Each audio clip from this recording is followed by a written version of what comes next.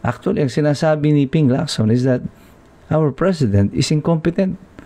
Kahit nasabihin niya na nga, kagaya ng sinabi ko na noon sa marami nating video, na maaaring hindi nga corrupt yung Pangulo, pero by admitting this, na wala siyang alam pa rin tungkol dito, Ping Lacson is now confirming that the president is also incompetent. Bakit niya? What is happening with Ping Lacson? Siya ba ang bagong opisyal na tagapagsalita ng Pangulo or presidential spokesperson?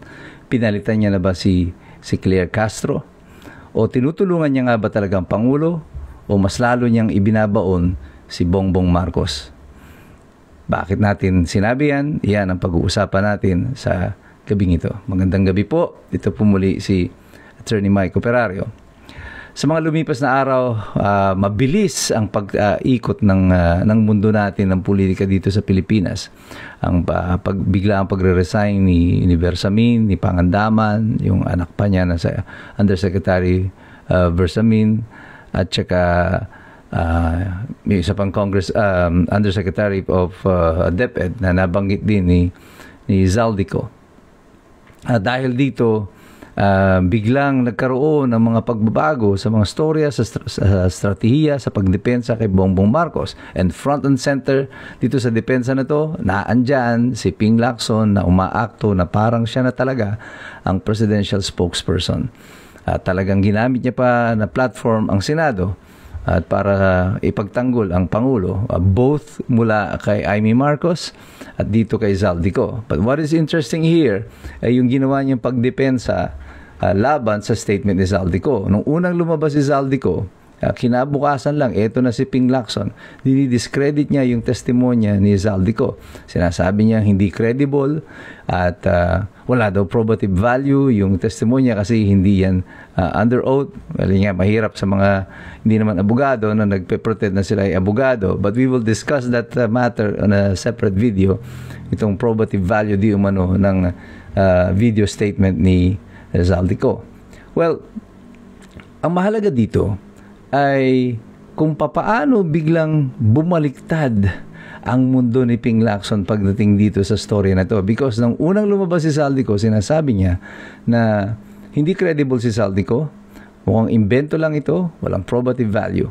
Nung nag-resign si Bersamin at saka si Pangandaman, biglang nagbaliktad ang story niya. Sinasabi niya na ngayon na totoo na may kickback, pero hindi si Bongbong Marcos ang tumanggap nito at sila Bersamin daw ang tumanggap nitong kickback nito. Bakit critical itong sinasabi na ito ni Ping Lacson?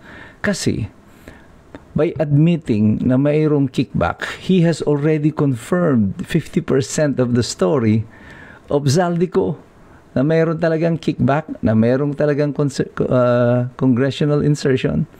At ito ay idineliver sa Malacanang. Ang sinasabi lang na depensa ni Ping Lacson, dineliver nga yan sa Malacanang, pero hindi yan ni-receive ni Bongbong Marcos. Ginamit lang ang pangalan niya, nila Bersamin. Well, dahil sa ginawa na yan ni Ping Lacson, I don't think na natulungan niya si Bongbong Marcos. Because now, yung sinasabi niyang hindi credible na story ni Zaldico, bigla naging credible because 50% of the story has now been confirmed by him. Dalawa na ngayon na nagkukwento niyan, si Zaldico at siya, na totoong may perang dumating sa Malacanang. Ang point of contention na lang, sinong nag-receive? Ayon kay Ping Lacson, ito ay si Bersamin.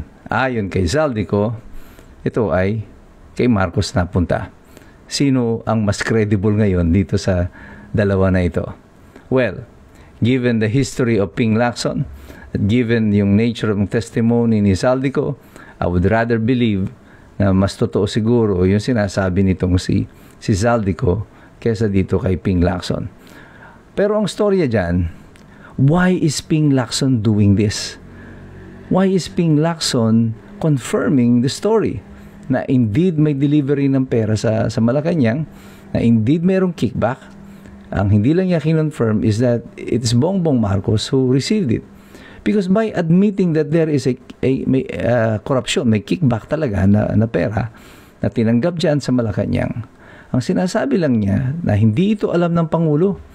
100 billion pesos transaction, 25 billion pesos na kickback na commission, and the President doesn't know anything about it. Actually, ang sinasabi ni Ping Lacson is that our President is incompetent.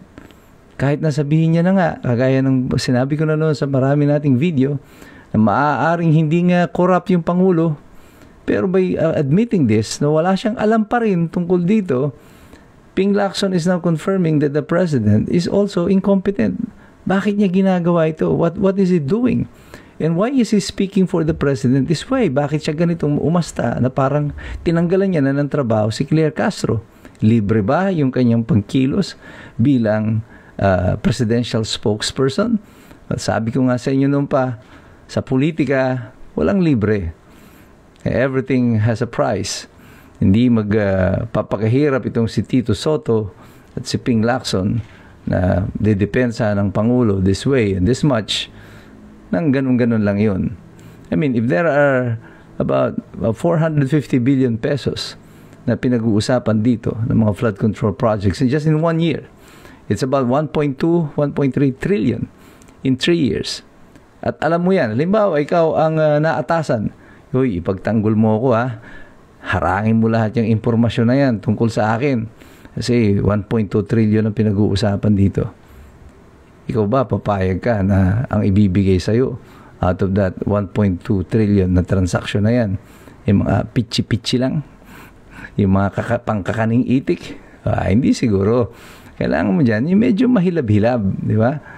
This is the thing that is running to the mind of many people right now. Alam kong ito rin ang iniisip ninyo. I'm just echoing this sentiment.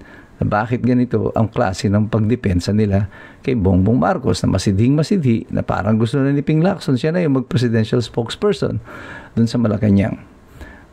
Well, meron ba siyang additional compensation for doing that? Well, only he can tell us probably in time. But tayo, malaya tayong bumuo ng ating mga sapantaha base sa impormasyon na nakikita natin sa kasalukuyan. The important thing right now is that I don't think that Ping Lacson is actually helping the President right now. Mas malamang pa na nakakadamage siya lalo sa Presidente. Akalain mong ikumpirma mo na totoong may nakawan dyan sa Malacanang. At ang depensa mo, wala lang talagang alam yung aking Pangulo. Yun ang kanyang depensa. Or maybe, baka totoo yung sinasabi ni Amy Marcos that these people around Bongbong Marcos is using him. They fed him drugs to keep him high all the time so that they can abuse. Pero even if it is true, that will be no valid excuse. But now, I truly understand kung saan nanggagaling yung sentimiento ni Senator Amy Marcos. Bakit gano'n na lang kasidhi ang kanyang damdamin nung nagpapahayag siya ng kanyang saloobin tungkol sa kanyang kapatid na si Bonget, si President Bongbong Marcos. I think she feels, and now I understand, na pakiramdam niya ay there are people in Malacanang na sinasabi niya na nag-aastang mga presidente na sila ang nagpapatakbo ng Malacanang at hindi ang kanyang kapatid. But even if that is true, that will still spell disaster for the Philippines kapag ang ating Pangulo ay hindi siya ang umaaktong presidente at pinagkakatiwala niya ito sa mga taong hindi naman inihalal ng taong bayan. Ang pagsasamantala ay siguradong naririyan. Pero tayong lahat, patuloy nating tututukan ng mga ito. Babantayan natin sila. Huwag tayong basta magpapabola sa mga sinasabi ng mga politiko nito. And there's so much more here than what meets the eye.